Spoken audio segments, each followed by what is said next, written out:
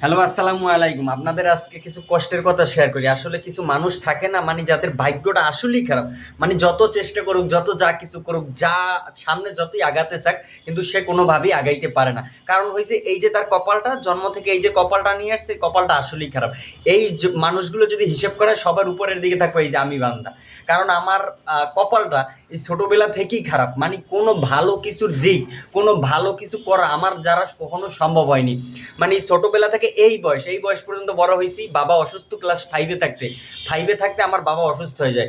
বাবা যত ইনকাম, যত টাকা পয়সা কামাইছে, আমাদের যত সম্বল ছিল, বাবার অসুস্থতার জন্য বাবাকে বিভিন্ন জায়গায় চিকিৎসা করাইছি। দেশের বাইরে কয়েকবার চিকিৎসা করাইছি, কিন্তু বাবাকে শেষ পর্যন্ত বাঁচাতে পারিনি। মৃত্যুর সাথে পাঞ্জা লড়ে অবশেষে দুনিয়া থেকে চলেই গেছে। তারপরে এই যে আমি ছোটবেলা থেকে মানে যতটুকু মানে খাটতে পারি, 7-8 থেকে কষ্ট করা শুরু করছি, মানুষের কাজ করা শুরু করছি, কিন্তু কাজ করতে আসি মানে কোনো টাকা করতে পারি না। 7,000, 8,000, 5,000 টাকা বেতনে কাজ করি, তো কি কাজ করব? অবশেষে কোনো মতে আমার ফ্যামিলি, আমার মা খুব কষ্ট করে আমার পরীক্ষা দেওয়াইছে। এসএসসি পরীক্ষা দিছি, তারপরে ইন্টার কমপ্লিট করলাম। ইন্টার কমপ্লিট করার পর সম্পূর্ণ অনেক কষ্টে মানুষের ইসে থাইকা ডাইলের ভিতরে পোকা পইরে থাকতে, ওই ডাইল খাইয়া খাইয়া তাও চেষ্টা করছি কিনা একটু না আগাইতে পারি। আগাইলাম, এইচএসসি পরীক্ষা দিলাম।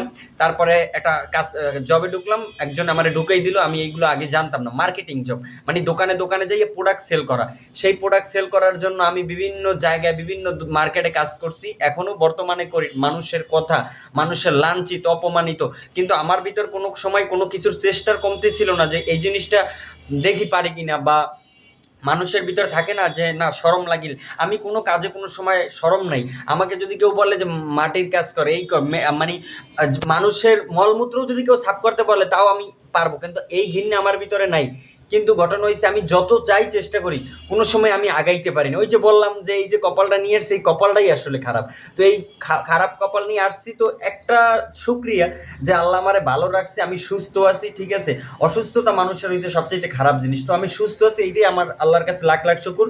তাছাড়া এই 2-4টে খাইয়ে পইরা মৃত্যুবরণ করতে পারাটাই হচ্ছে সবচাইতে ভালো জিনিস। তাছাড়া ওই রকমের মানুষ আছে যে চেষ্টা করলে পারে, আসলে আমি চেষ্টা করলেও পারি না, আমার দ্বারা চেষ্টা করলেও হয় না। মানে সবার কাছে সব কিছু ধরা দেয়, আমার কাছে তাও ধরা দেয় না। আমি এই ভিডিও যে বলেন না, আমি ভিডিও করি 3 বছর ধরে, আমার পরে 2 মাস ধরে ভিডিও করি, তারাও তাদের কন্টেন্ট ভাইরাল হয়, কিন্তু আমি ভাইরাল হই না। ওই যে ফাটা কপাল, এই কপাল নিয়েই আমি জন্মাইছি। আর আমার মনে হয় যে সামনের যত দিন আছে এইভাবেই আমার যাইতে হবে, তাছাড়া আমার কোনো গতি নেই। তো মন খারাপের কিছু কথা বললাম, সবাই ভালো থাকবেন।